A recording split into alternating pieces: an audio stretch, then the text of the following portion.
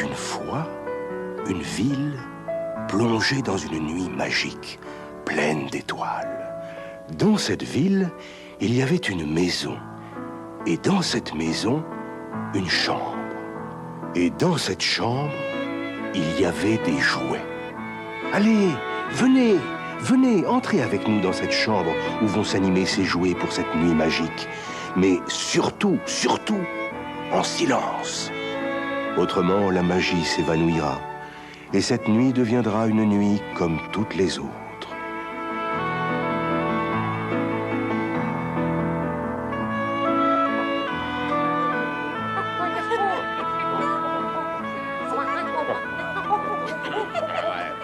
Moi, je me mets là. Vas-y, commence depuis le début. Chut, taisez-vous. Vous voulez réveiller toute la maison? Il a raison. Nous faisons trop de bruit. Moi, je voudrais bien savoir comment va se terminer l'histoire de ce chat. Moi aussi. Les chats sont toujours mes héros préférés. Miaou. Quoi? Une histoire? Oh oui, raconte, vas-y, vas-y, raconte, raconte, vas-y, vas-y, raconte, raconte, vas-y, vas-y. Mais de quelle histoire s'agit-il? Et quel est ce chat? Eh bien, cette histoire est l'histoire d'un chat qui portait des bottes. On l'appelait le chat botté. Oh, vas-y, lis-la-nous. Oui, vas-y, raconte, raconte, vas-y, vas-y, raconte, raconte, vas-y, vas-y, raconte, raconte, vas-y. S'il vous plaît, miaou. Oh oui, quelle chance. Mais est-ce qu'on parle d'une princesse, d'une belle princesse dans cette histoire? Mais non, d'un chat. Cette histoire ne parle que d'un chat. Chut! Je ne lirai que si vous arrêtez de faire tout ce brouhaha. Vas-y, vas-y, raconte cette belle histoire de chat. Mais taisez-vous. Mais chut. Allez. Il était une fois un meunier qui avait 3 fils. À sa mort, le meunier laissa à son fils aîné son moulin. Au deuxième, il laissa son âne. Et au troisième, le plus jeune, un chat.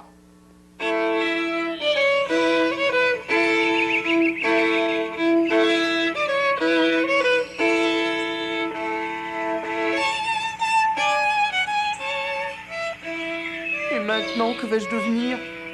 Tu es tout l'héritage que m'a laissé mon pauvre père. Un chat. Oh. Je ne sais vraiment pas comment je vais faire pour me procurer quelque chose à manger. Alors tu penses si je dois aussi te nourrir? Toi et moi, nous sommes jeunes, en bonne santé, de bon appétit. Pauvres de nous. Mon pauvre ami, ton estomac proteste, hein? Tu as faim. Mais je n'ai rien à te donner. Mon maître, ne sois pas en peine. Si tu me procures un sac, un chapeau et une paire de bottes, je ferai ta fortune. Miaou. Et aussi la mienne. Miaou. Hey, je ne vois pas du tout ce que ce chat pouvait faire d'une paire de bottes. Mais raconte, vas-y, vas-y, raconte, raconte, vas-y, vas-y. Ah, ne l'interrompons pas. Et le sac, à quoi pouvait-il bien lui servir, ce sac? À émettre des perdrix grises, je crois bien. Oh, les pauvres! Des perdrix grises? Oui, des perdrix grises. Et pourquoi? Et pourquoi? Mais au lieu de poser toutes ces questions idiotes, écoute plutôt l'histoire, comme cela tu comprendras. S'il vous plaît, puis-je continuer à lire? Ah, Oui! Très bien. Bon, voilà. Le moment de stupeur passé, après s'être rendu compte que son chat parlait, le jeune homme se laissa convaincre de lui donner un sac, ainsi qu'un chapeau et une paire de bottes. Le chat, qui était vraiment très malin, avait décidé qu'il rendrait son maître riche. Et après avoir attrapé 2 perdrix grises, il s'en alla directement au château du roi. Miaou. J'en ferai cadeau au souverain.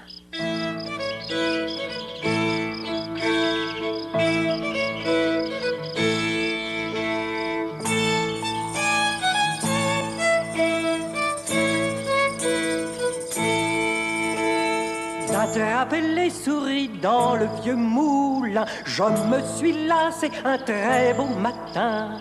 Je rêve de banquet à la cour du roi, avec poisson frais et poulet pour trois. J'ai de longues griffes aux poings acérés, de grandes moustaches et des dents aiguisées. J'aime beaucoup courir et aussi jouer, mais aussi dormir et me reposer.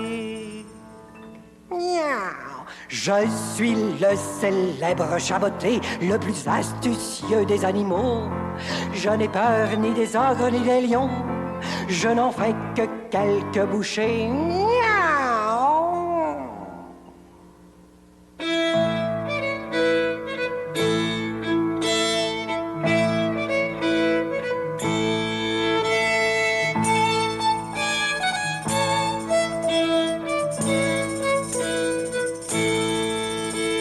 Je suis un félin et je suis élégant. Je suis fort vaniteux et très exubérant.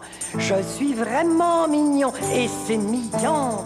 Et je suis un chaboté parlant. Miaou.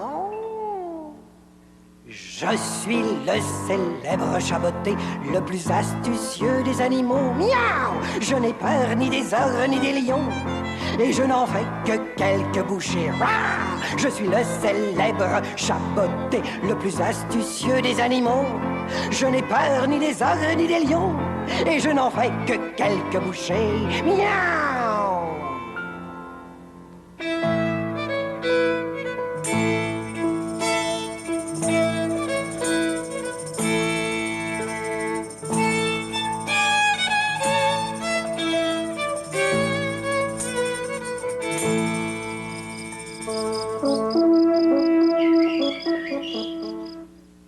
Majesté, voici un cadeau pour vous. 2 perdrix grises et grasses que mon maître a capturées pour vous sur ces terres. Un cadeau pour moi? Parbleu, je suis touché. Oh, quelle très aimable attention. Et comment donc se nomme ce gentilhomme qui est votre maître? Le marquis de Carabas, pour vous servir. Ah, le marquis de Carabas? C'est un très joli nom. Je ne me rappelle pas avoir un sujet portant ce nom, mais j'ai un royaume qui est si vaste. Et puis, je dois avouer que ma mémoire n'est plus ce qu'elle était. Non, mais tu es toujours mon petit papa chéri. Oui, oui, ma chérie, oui. Je dois reconnaître que votre maître connaît très bien mes goûts. J'aime vraiment beaucoup les perdrix grises. Remerciez-le bien et dites-lui que je serai heureux de faire sa connaissance. Je le lui dirai. Miaou. Miaou. Miaou. Miaou, ce chaboté est vraiment très malin. Il a certainement un plan dans la tête. Et après, qu'est-ce qui arrive? Ah, si vous voulez bien vous taire. Oh, je n'ai rien dit, moi. Alors, raconte, vas-y, raconte, vas-y, raconte. Oh, ça suffit. Chut. Mais taisez-vous à la fin, espèce de bavard. Oh, vous me faites perdre le fil, vous me faites perdre... Ah, voilà. Nous en étions arrivés là.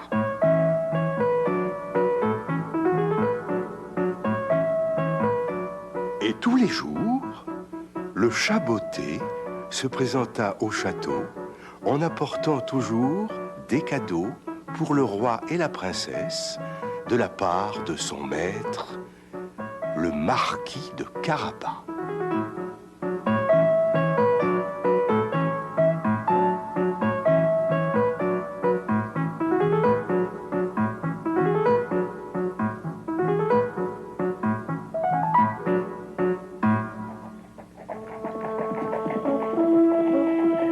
Un beau matin, le roi et la princesse décidèrent de faire une promenade en carrosse.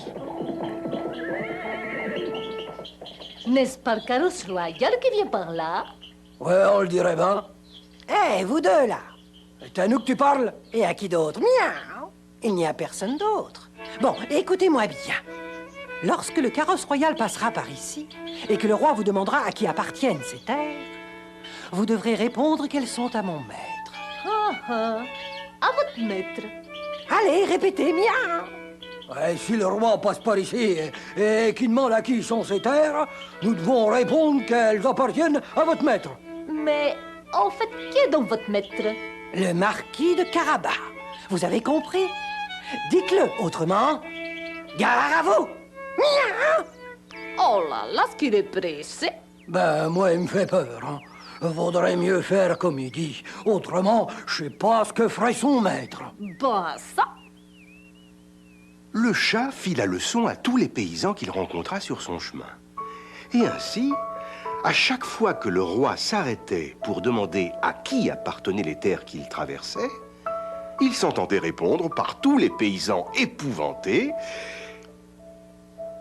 Ah, Majesté, tout ce que vous voyez appartient au marquis de Carabas. C'est la vérité? Tout est en lui? Ce fameux marquis de Carabas, je crois, doit être vraiment très fortuné s'il possède toutes ces très belles terres que l'on voit. Certainement. Au secours! Au secours! Oh, mais que se passe-t-il? Ça vient de ce côté. On dirait bien la voix de ce très sympathique petit chabotet. Courons vite l'aider. Au secours, vite, à l'aide! Mon maître, le marquis de Carabas, est sur le point de se noyer. Oh, le pauvre! Oh, mais que s'était-il passé? Le chat, précédant le carrosse royal, avait convaincu son maître de se déshabiller complètement et d'entrer dans un étang. Mais pourquoi? Bien, si le garçon s'était présenté avec ses vêtements, le roi et la jolie princesse auraient compris qu'il ne s'agissait pas d'un véritable marquis. En fait, le chat avait donc eu une idée géniale. Vite, vite, aidez-moi! Mon maître a été détroussé par d'affreux brigands et jeté dans l'étang. Oh, quelle horrible aventure. Le pauvre. Mais quelle horreur! Il n'a plus du tout de vêtements. Dépêchez-vous, garde! Aidez cet homme! Cocher, envoyez tout de suite quelqu'un au palais. Que l'on apporte au plus vite des vêtements pour le marquis. Mais surtout, que l'on prenne bien les plus beaux de ma garde-robe. Merci, Majesté. Quelle chance que vous passiez par là, précisément. Les brigands lui ont tout volé. Son beau cheval et la bourse remplie de pièces d'or, qu'il emporte toujours avec lui. Miaou!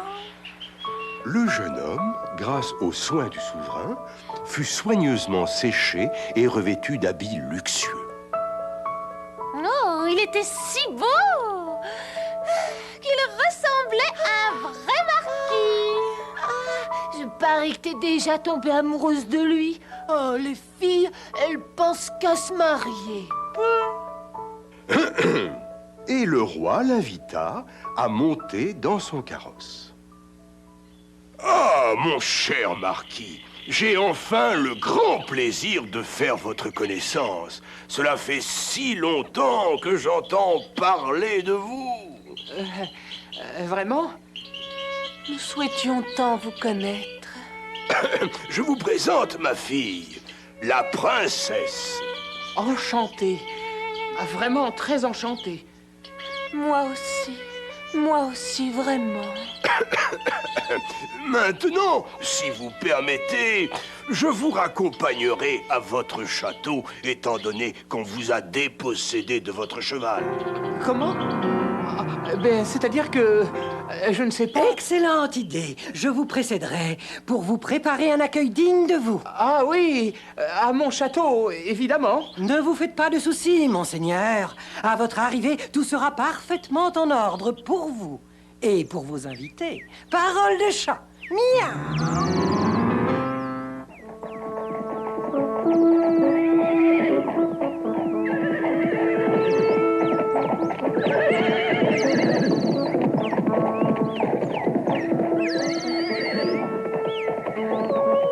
Et maintenant, me faut trouver un château pour mon maître. Le chat avait déjà élaboré un plan très précis. Il savait que justement dans les environs vivait un ogre très riche et très méchant, propriétaire d'un château et maître de toutes les terres alentours.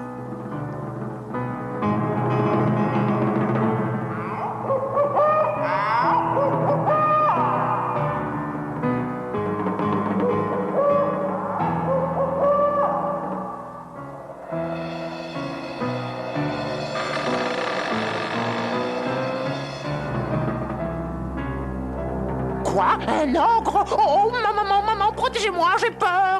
Et pourquoi? Moi, je n'ai pas peur des ogres. À propos, dites-moi, qu'est-ce que c'est qu'un ogre? Vas-y, raconte.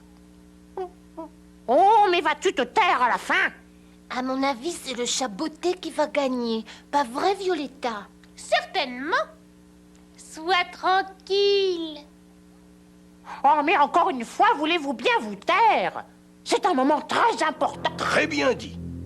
De sa vie, le chat n'avait jamais vu un ogre aussi grand et aussi laid. Il faisait peur rien qu'à le regarder.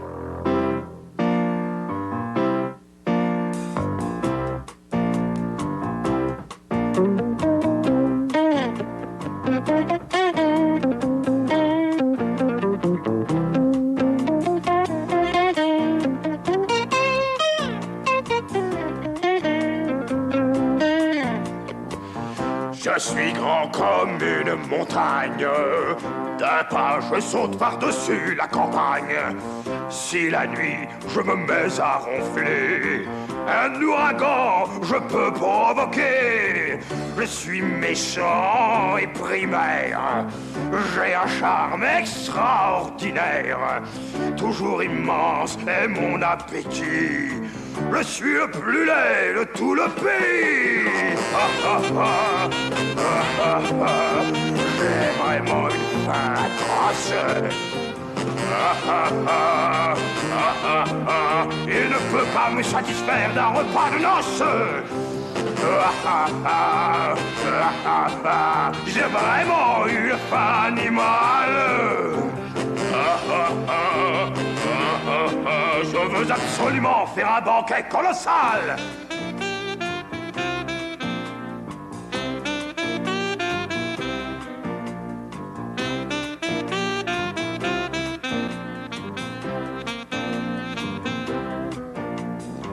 Cent tailleurs ont cousu mon habit. Je les ai tous mangés avec grand appétit. Je sais, je suis très repoussant. Mais j'aime bien épouvanter les gens. J'aime les grandes fêtes et les belles réunions. Et les grands ou les petits, j'en fais un gueuleton. Moi, je mange tout ce que je peux saisir. C'est pourquoi tout le monde doit s'enfuir. J'ai vraiment une faim atroce. Et ne peut pas me satisfaire d'un repas de noces. J'ai vraiment une faim animale. Je veux absolument faire un banquet colossal.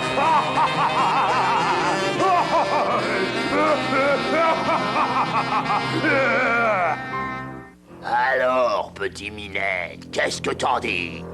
Suis-je assez effrayant? Miaou, pour être laid, vous êtes laid.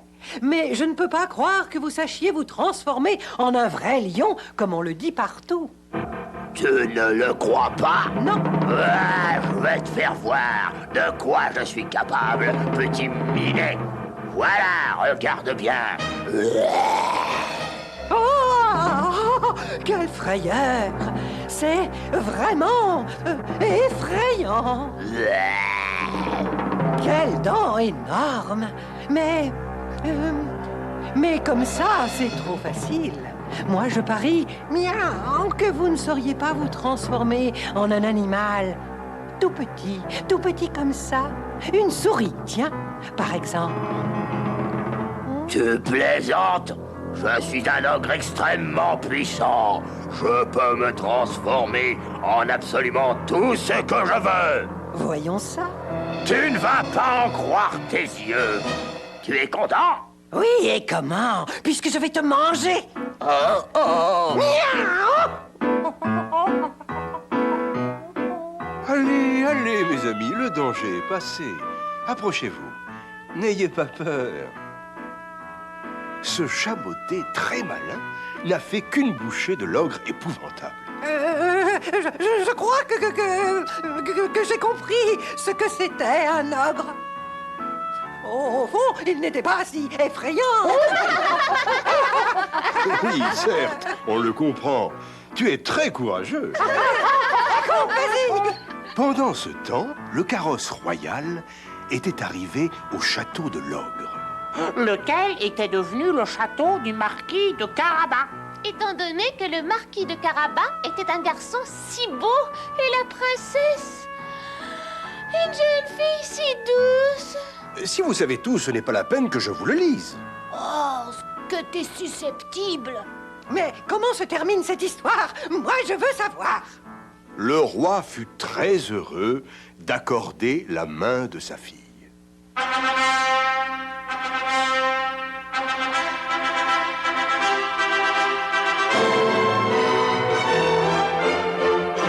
Vive les mariés! Vive les mariés! Vive le roi et longue vie à notre souverain. Et longue vie! Merci, mon petit papa. Mais de rien, ma chérie. Maintenant, nous faisons enfin un festin de roi. Et ils vécurent heureux et contents. Surtout notre petit chaboté, à qui tous les jours on servait un magnifique poisson frais à manger. Oh, il a de la chance, ce chat. Miaou. Oh, quelle belle histoire que cette histoire. Oui, c'est bien. Oui, oui, oui. Chut, taisez-vous et remettons tout en ordre.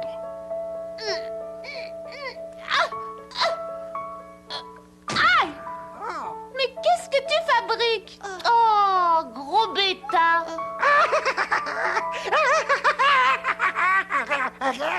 Qu'est-ce que vous faites tous à l'envers?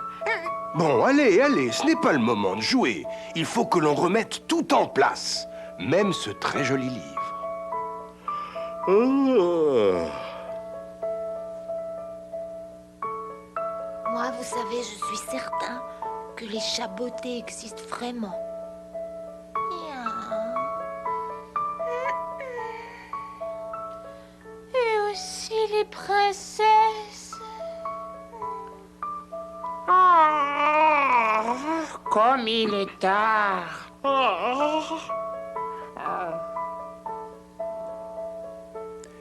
Bonne nuit, faites de beaux rêves.